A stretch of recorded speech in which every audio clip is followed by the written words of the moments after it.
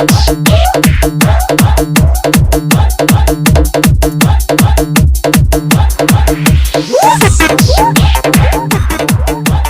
To my YouTube channel Matric Zone. बच्चों, इससे पिछले हिस्ट्री के वीडियो में हम देखे थे कि मेटरनिक ने कैसे पूरे यूरोप में अपना शासन व्यवस्था स्थापित किया था। तो मेटरनिक ने पूरे यूरोप में शासन व्यवस्था स्थापित करने के लिए यूरोप को विभिन्न राज्यों में विभाजित कर दिया गया, जिसके कारण जर्मनी में 39 रियासत कायम हो गए थे और उन सभी रियासतों पर अप्रत्यक्ष रूप से मेटरनिक का शासन आरंभ हो गया था। लेकिन कुछ ही दिनों के बाद पूरे यूरोप में लोकतंत्र की भावना का उदय हुआ और मेटरनिक के पतन हो गया, यानी मेटरनिक युग का अंत हो गया। तो मेटरनिक जो है उसका फ्रांस में जैसे ही शासन का अंत हुआ तो वियना कांग्रेस कौन? तो वियना सम्मेलन कब हुआ था? 1815 ईस्वी में। इस सम्मेलन में जो देश भाग लिया था, तो कौन भाग लिया था? तो ब्रिटेन, रूस, ऑस्ट्रिया और प्रसा, इन देशों ने मिल करके फ्रांस का राजा लुई 18वां को बना दिया। यानी फ्रांस का राजा कौन बना? लुई 18वां। और फ्रांस जो है किस महादेश में आता है? यूरोप महादेश में। यह क्वेश्चन पूछा जाता है 1 नंबर में कि फ्रांस किस महादेश में आता है? तो यूरोप में। जैसे ही वियना कांग्रेस यानी वियना व्यवस्था के द्वारा फ्रांस का राजा लुई 18वां बना, तो लुई 18वां ने फ्रांस की बदलती स्थिति को देखते हुए वहाँ के लोगों पर यानी पुरातन पंथी व्यवस्था को थोपने का काम नहीं किया। यानी पुरातन पंथी व्यवस्था कहे तो बुर्बो राजवंश को वहाँ के लोगों पर थोपने का काम नहीं किया। और लुई 18वां ने सुधारवादी प्रक्रिया के द्वारा वहाँ के लोगों में सामंजस्य कहे तो एकता स्थापित करने का काम किया और वहाँ के लोगों को समान नागरिक संहिता प्रदान किया। तो लुई 18वां ने एक संवैधानिक व्यवस्था किया। कौन? तो लुई 18वां ने एक संवैधानिक व्यवस्था किया और इस व्यवस्था को 2 जून 1814 से 1848 ईस्वी तक चला था। इस व्यवस्था के तहत फ्रांस के लोगों को समान नागरिक संहिता प्रदान हुआ और जैसे ही समान नागरिक संहिता प्रदान हुआ तो लोग काफ़ी संतुष्ट हुए थे। लेकिन कुछ ही दिनों के बाद फ्रांस में चार्ल्स दसम के शासन का प्रारंभ हुआ था और चार्ल्स दसम जैसे ही राजा बना था तो चार्ल्स दसम एक निरंकुश एवं प्रतिक्रियावादी शासक तथा इन्होंने फ्रांस में यानी फ्रांस के लोगों में फैल रही लोकतंत्र की भावना को दबाने का काम किया। और इसी प्रक्रिया के द्वारा लुई 18वां ने पोलिगनी को अपना प्रधानमंत्री बनाया। कौन बनाया था? तो यानी चार्ल्स दसम ने किसे? पोलिगनी को। यानी चार्ल्स दसम एक क्या था? निरंकुशवादी एवं प्रतिक्रियावादी शासक था। इन्होंने फ्रांस में फैल रही लोकतंत्र की भावना को दबाने का क्या किया? काम किया। और इसी प्रक्रिया के द्वारा फ्रांस का प्रधानमंत्री पोलिगनिक को चुना। और जैसे ही पोलिगनिक ने फ्रांस के प्रधानमंत्री बना, वैसे ही पोलिगनिक ने लुई 18वां के द्वारा स्थापित समान नागरिक संहिता को अंत कर दिया।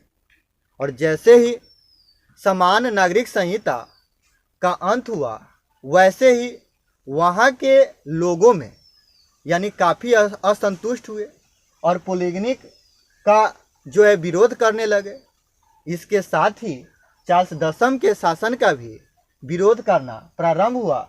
और जैसे ही वहाँ के लोगों ने चार्ल्स दसम के शासन का विरोध किया तो सामने आया जुलाई 1830 ईस्वी की क्रांति। यह VVI क्वेश्चन है। यह 2 नंबर में क्वेश्चन पूछा जाता है कि जुलाई 1830 ईस्वी की क्रांति क्या है। तो चार्ल्स दशम ने, कौन? चार्ल्स दशम ने 25 जुलाई 1830 ईस्वी को, कौन था? चार्ल्स दशम ने 25 जुलाई 1830 ईस्वी को अपने 4 अध्यादेशों के द्वारा लोगों के समान नागरिक संहिता का अंत कर दिया गया, जिसके कारण 28 जुलाई 1830 ईस्वी को फ्रांस में गृह युद्ध आरंभ हो गया और अंततः चार्ल्स दशम ने अपना शासन छोड़कर, गद्दी छोड़कर इंग्लैंड पलायन हो गया और इसी क्रांति को हम जुलाई 1830 ईस्वी के क्रांति के नाम से जानते हैं। तो जुलाई 1830 ईस्वी की क्रांति क्या है? तो जैसे ही लोग वहाँ के शासन से असंतुष्ट हुए तो चार्ल्स दशम के खिलाफ क्या किए थे, यानी असंतोष उत्पन्न हुआ और उसका विरोध करने लगे थे। तो विरोध जैसे ही उत्पन्न किया तो चार्ल्स दशम ने 25 जुलाई 1830 ईस्वी को अपने 4 अध्यादेश जारी किया और उस अध्यादेश के द्वारा वहाँ के लोगों को जो लुई 18वां द्वारा समान नागरिक संहिता प्रदान किया गया था उसे समाप्त कर दिया गया, जिसके कारण 28 जुलाई 1830 ईस्वी को फ्रांस में गृह युद्ध आरंभ हो गया और वहाँ पर यानी आरंभ हो गया, जिसके कारण 1830 ईस्वी को यानी जुलाई 1830 ईस्वी को अपना गद्दी छोड़कर भाग गया, यानी पलायन हो गया और इसी क्रांति को हम जुलाई 1830 ईस्वी की क्रांति कहते हैं। तो जुलाई 1830 ईस्वी के क्रांति का जैसे ही समाप्त हुआ तो जुलाई 1830 ईस्वी के क्रांति का कुछ परिणाम हुआ होगा। तो जुलाई 1830 ईस्वी के क्रांति के फलस्वरूप फ्रांस में बुर्बो राजवंश के शासन का अंत हो गया और फ्रांस में क्या हुआ? बुर्बो राजवंश के शासन का अंत हुआ और इसके जगह पर यानी आर्लियंस वंश की स्थापना हुआ और लुई फिलिप के शासन का उदय हुआ।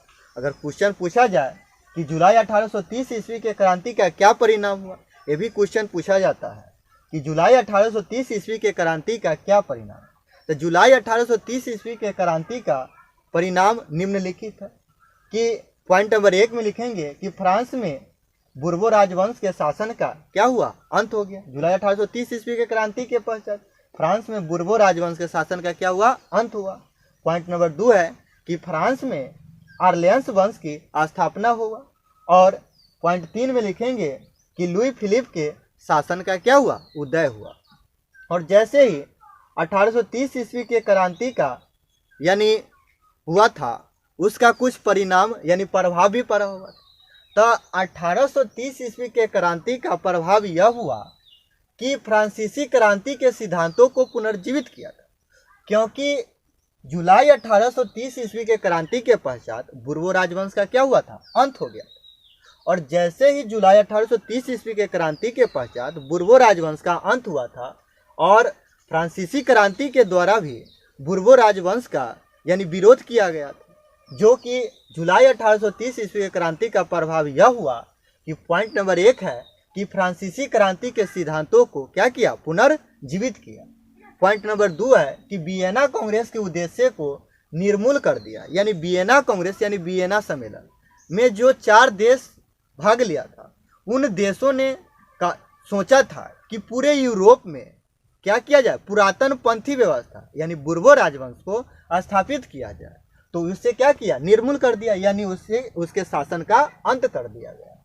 और पॉइंट नंबर 3 है इस क्रांति के पश्चात वहाँ के लोगों में राष्ट्रीयता और देशभक्ति का प्रेम जागा और पूरे यूरोप में क्या हुआ कि राष्ट्रीयता का भावना का यानी विकसित हो गया। तो वहाँ के लोगों में यानी संपूर्ण रूप से कैसे अपने देश के प्रति लगाव और प्रेम का क्या हुआ? बढ़ावा हुआ। इसी प्रकार यूरोप में राष्ट्रवाद का क्या हुआ? उदय हुआ। और जैसे ही राष्ट्रवाद का उदय हुआ और लुई 18वां के शासन का अंत हुआ, सॉरी यानी चार्ल्स दसम के शासन का अंत हुआ, तो जैसे ही चार्ल्स दसम के शासन का अंत हुआ तो उसके जगह पर एक यानी नई वंश की स्थापना हुआ था, क्या? आर्लियंस वंश। तो आर्लियंस वंश का शासक लुई फिलिप को बनाया गया। आर्लियंस वंश के शासक किसे बनाया था? लुई फिलिप को बनाया गया। और लुई फिलिप जो है यानी लुई फिलिप उदारवादी परंतु महत्वाकांक्षी, बहुत ही बड़ा महत्वाकांक्षी शासक था। लुई फिलिप क्या है?